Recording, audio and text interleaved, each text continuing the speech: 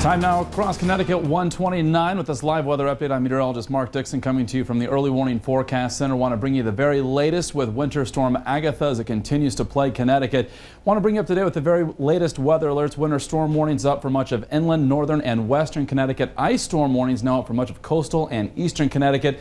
These run through the course of the evening. This is a prolonged event that's going to be with us for several more hours. Peak wind gusts across the state have been in excess of 50 miles in Torrington, Waterbury, also in Groton, and you add that into the actual air temperature, makes it feel more like the teens and single digits out there. 1 in Torrington or 1 below. You can see all those numbers there changing live. 14 in Hartford, 1 in New Haven.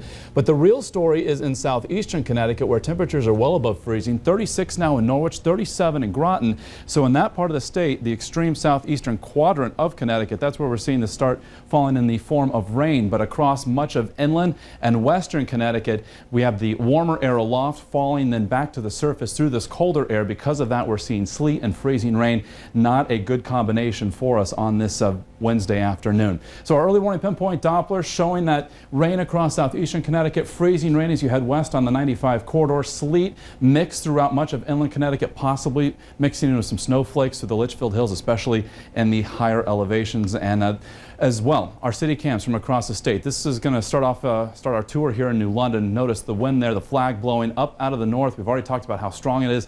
Over 56 miles an hour already in the southeastern corner of the state. Our city cam from Waterbury showing the roads just packed with that slushy sleet out there. So making for very hazardous and treacherous conditions. And this is our city cam from New Haven. You can see the front of the lens is actually covered with ice and sleet. We're not able to really see much through here except for the wind. And again, it is up statewide, gusting to well over 40 to 50 miles an hour. And in downtown Hartford, our city cam here as well, showing the traffic slow moving through State Street and Columbus Boulevard. We, of course, discourage any sort of travel through the course of the afternoon and into the evening, with temperatures remaining below freezing for a good part of inland Connecticut. And the visibility's out there with the sleet, at times mixing with some snow and also that freezing rain, down to a half mile in Hartford, also in Meriden, 1.5 miles for New Haven, and around 3/4 of a mile for Windsor Locks as well for Torrington. But where we switched all over to rain, 5 miles in Groton. So definitely some good news there as far as the visibility and the precipitation type for southeastern Connecticut.